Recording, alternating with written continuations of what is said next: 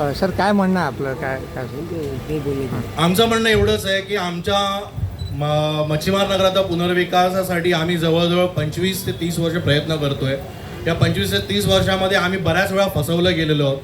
त्यावेळेला मात्र सरकारने इकडे आमची दखल घेतली नव्हती आणि आता मात्र जेव्हा आम्ही आमचा पुनर्विकासाचा जी प्रक्रिया आहे ती व्यवस्थित आम्ही ट्रॅकवरती घेऊन आलो, त्याला अचानक सरकारला काहीतरी सुचलं आणि विधान परिषदेमध्ये लक्षवेधी मांडली गेली आमच्यातर्फे, ज्याच्याबद्दल आम्हाला विचारलंच गेलं नाही किंवा आमचा विचारच घेतला गेला नाही ना, की आमचे जे प्रतिनिधी महासंघ आहेत त्यांना सुद्धा विचारलं गेलं नाही आणि लक्षवेधी मांडली गेली आणि त्या लक्षवेधीमध्ये त्याच्यावरती निर्णय सुद्धा सरकारने स्वतःच घेतलं आणि असं सांगितलं की जी लोकांची इच्छा आहे आणि लोकांनी त्यांच्या पुढे येऊन आम्हाला काही प्रश्न मांडले आणि आम्ही म्हणून लोकांसाठी आम्ही बोलतो आहोत.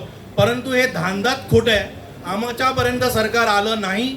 आम्ही आमची प्रक्रिया व्यवस्थित पुढे नेत होतो. सरकारमध्ये येऊन आमच्या प्रक्रियेमध्ये अडथळा आणत आहे आणि ज्याच्यामध्ये आमचा फायदा होणार होता, ज्या पुनर्विकासामध्ये आमचं स्वतःचा विकास आम्ही स्वतःच्या पद्धतीने जेव्हा करणार होतो, स्वतःचा विकास काढून त्याच्यामध्ये आम्हाला मिळणारे जे असंख्य फायदे आहेत त्याच्यामध्ये आता सरकार खोडा घालत आहे आणि एक प्रकारे आम्हाला दहशतीच्या वातावरणाखाली ठेवण्याचा प्रयत्न करत आहे आणि आमच्या विरोधात आम्ही भूमिपुत्र आहोत, कोळी लोक आहोत, जसं काय आम्हाला काही कळत नाही या भावनेतून आमच्यातर्फे तिकडे बोललं गेलं आहे.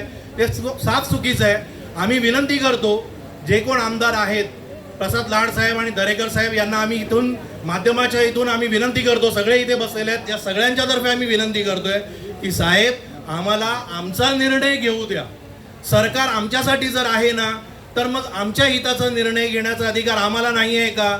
संविधानामध्ये आणि लोकशाहीमध्ये जर आम्ही तुम्हाला निवडून देण्याचं आमच्याकडे जर तेवढी अक्कल आहे की आम्ही तुम्हाला निवडून का दिलंय, तर काहीतरी त्याच्यामागे रिझन आहे. आणि जर आम्ही एवढा विचार करू शकतो तर आम्ही स्वतःच्या फायद्याचा विचार करू शकत नाहीत का? तर आमच्या फायद्याचा विचार आम्हाला करू द्यावा आणि आम्ही आमची जी प्रक्रिया आहे ती आम्ही आमच्या पद्धतीने पुढे नेतोय, ती नेऊ दे आणि त्यामध्ये तुम्ही कृपया खोडा घालू नका, ही आमची सर्वांची विनंती आहे.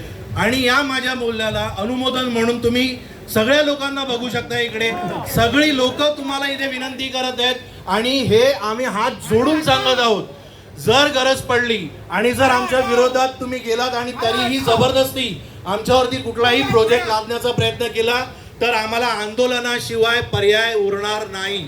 त्यामुळे कृपया आम्हाला असं करण्यास मच्छीमार नगरातील भूमिपुत्रांचा